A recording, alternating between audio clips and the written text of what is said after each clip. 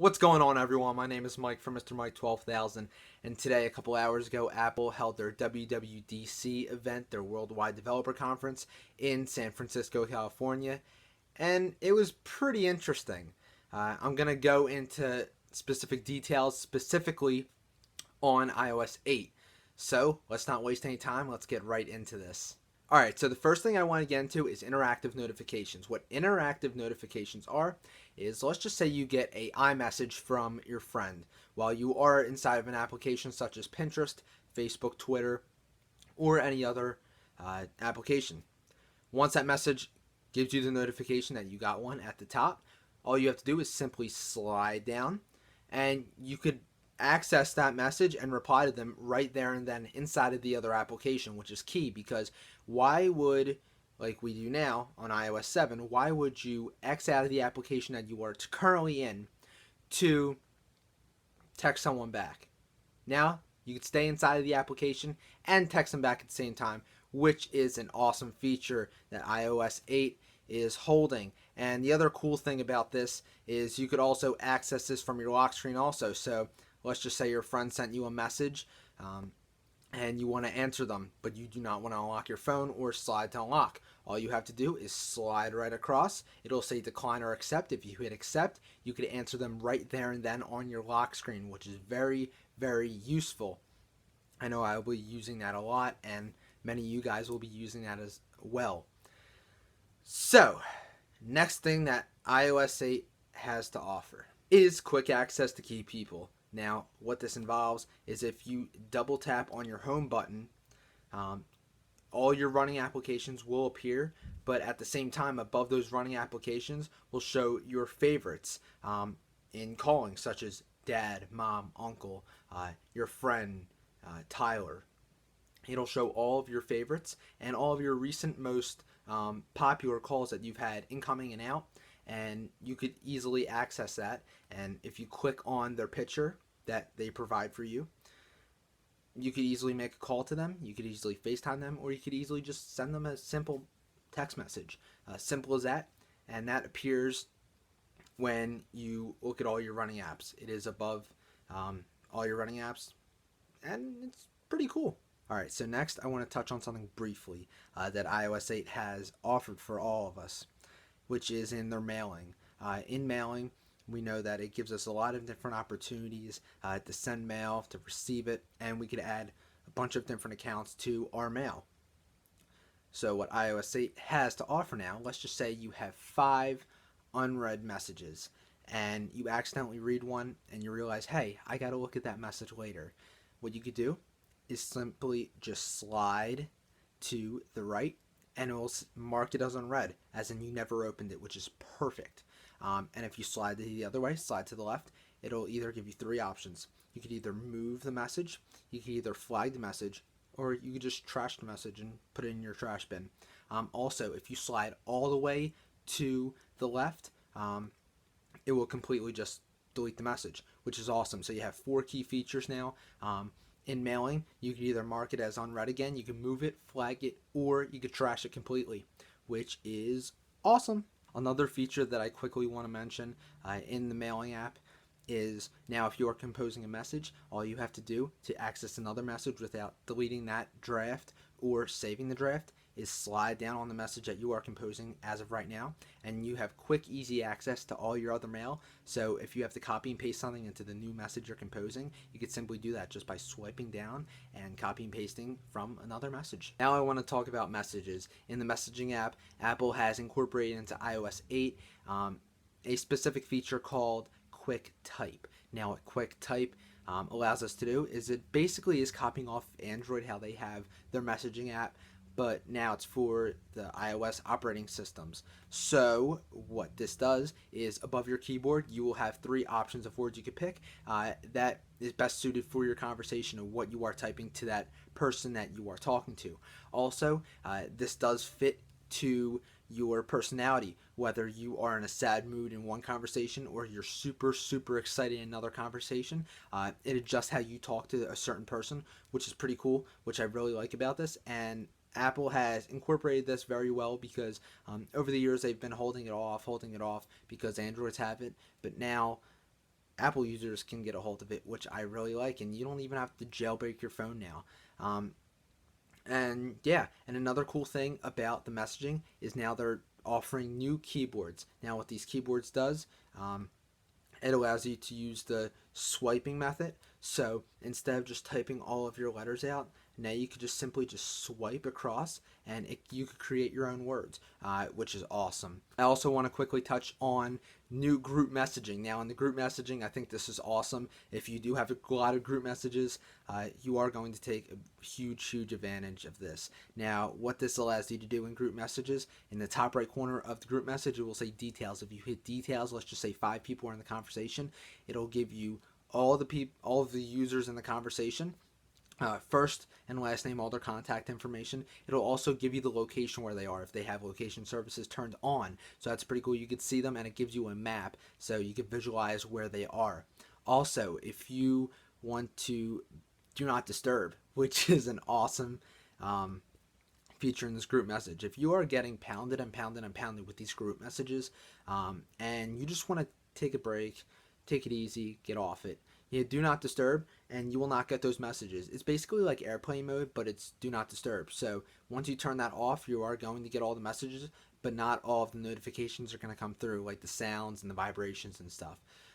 Also, you could leave the conversation now, which is a huge advantage in group messaging now. If you do not want to be a part of the group message anymore, whether you created it or you were joined to the group message, you could simply just leave the conversation now as if you were never a part of it, and you don't have to get any more notifications from that group message. The much anticipated HealthBook app is a thing, but it's not called HealthBook. It's just called Health, and it has incorporated into it a software called Health Kit.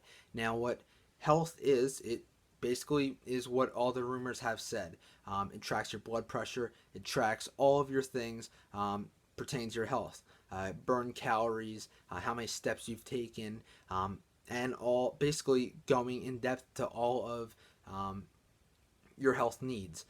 Also, Apple has teamed up with Nike and Mayo Clinic to provide for you instant access to this. Now, if your blood pressure is not at a rate that it's supposed to be, what Mayo Clinic has done is it will contact your doctor right away so they can get you checked out, and simple as that, and you can get fixed just like that, just because of this new health app. I'm not going to take a lot of time out of this video to explain health because a lot of you guys have heard about it already, and it's basically all the rumors you heard about it. So I'm going to move on to my next topic now, family sharing, and we'll see what you guys think about that now. So what family sharing is instead of connecting all of your music and all to one account on iTunes, what this allows you to do is create several accounts, all your personalized accounts, but it connects all of them, up to 6 members in a family. And what this does is it tracks all of your orders. So if you go under the family sharing app on your device, and let's just say you have 4 people in your family, Mike, Jess, Chris, and Bob. If you select Bob, you can see all of the purchases that they have done on the iTunes and the App Store. You can see the prices of them, and you can see all the details about what they've done, what they've purchased. This is an okay thing to me. I'm not going to really take advantage of this because even though my whole family is Apple users, Apple iPhone users, I'm really not going to take advantage of this. But it is a key thing to have. Also, if you have younger children, and if they are under your account, and the only way this could work is if you are using a credit card on iTunes, instead of your child buying application after application after application. What this does, let's just say they want to buy a $6.99 app, they go to hit purchase, they will have to get permission from their parent first, saying that they can purchase the application. So what it will do is come up with saying cancel or ask. If you hit ask, a notification will be sent to one of the parents' phones, whether it's the guardian, the mother or father, and it will basically just say decline or accept. Do you want to accept that your son, daughter, your child wants to purchase this app? If you hit accept, it will go to their device along with every other person in the family sharing. So if you download an app, it will go to everyone. So it's basically sharing with your whole family, and that's the meaning of family sharing. Now moving on to the photo section on iOS 8. Now what the Apple team has done is they've paired up the photo app and iCloud together, so all of the photos that you take on one device appear on all of your devices, which is pretty cool. Apple automatically does this, so if I take a photo um, outside at a park, it will magically appear on my iPad Air, so I have quick, easy access to all of my photos. Another thing that Apple has finally done is smart editing. What this does is if I take a photo at the beach, let's just say, and the brightness is too low on it and it's a perfect photo, what this allows you to do is now mess with the colors and also mess with the brightness. So you could make the photo darker or you can make the photo lighter. Now moving on to the App Store. When I saw this about the App Store, I was pretty shocked because I actually never thought of Apple doing this. And they've done it, and it's so far from what I've seen on Twitter and social media sites, it's had a lot of positive feedback.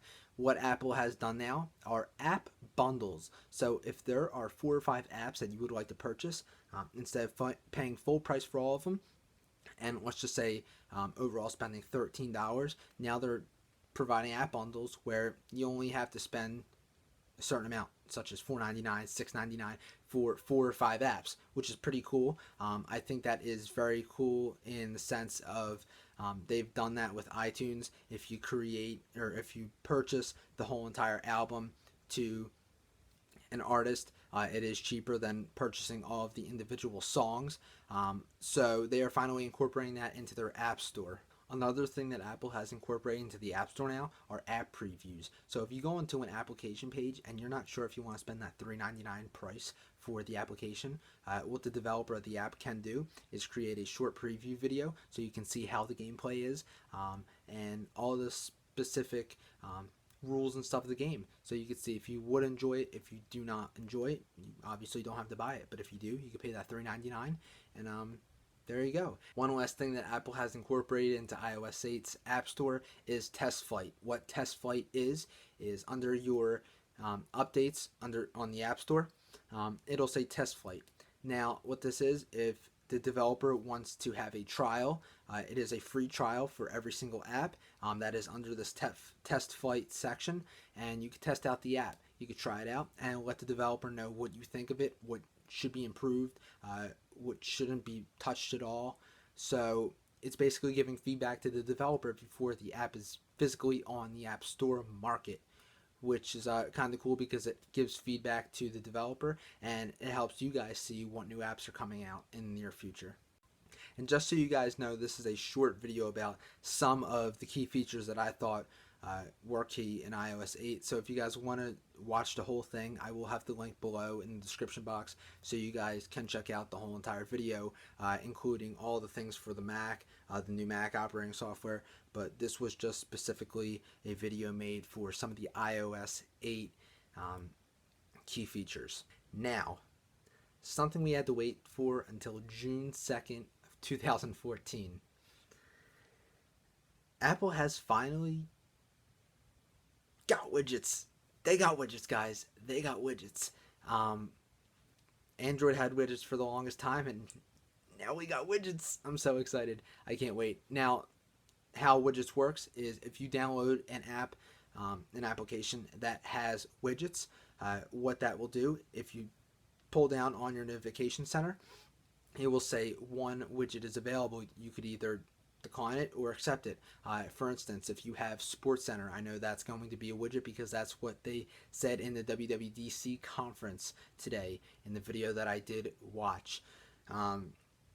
They did say that you could accept for Sports Center, and when you pull down your notification center along with the date, the calendar, you're also going to have widgets for Sports Center now, and you can track your favorite teams just by scrolling down on your notification center, which is a pretty cool addition to this because finally Apple has conquered it. They finally got the widget. Another cool feature that iOS 8 is bringing to all of us is HomeKit. Now what HomeKit is if you are on the go and you have to switch your lights on at home or put that alarm on at home, HomeKit allows you to do that. HomeKit is basically like a security system application for your house. So if you cannot put on your lights, or you have to put them on a certain time, let's just say 7 o'clock at night, you could set it on this application, 7 o'clock at night, outside lights, if they are programmed to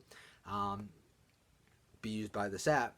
And at 7 o'clock at night, bam, the lights go on. Also, this is for your security also.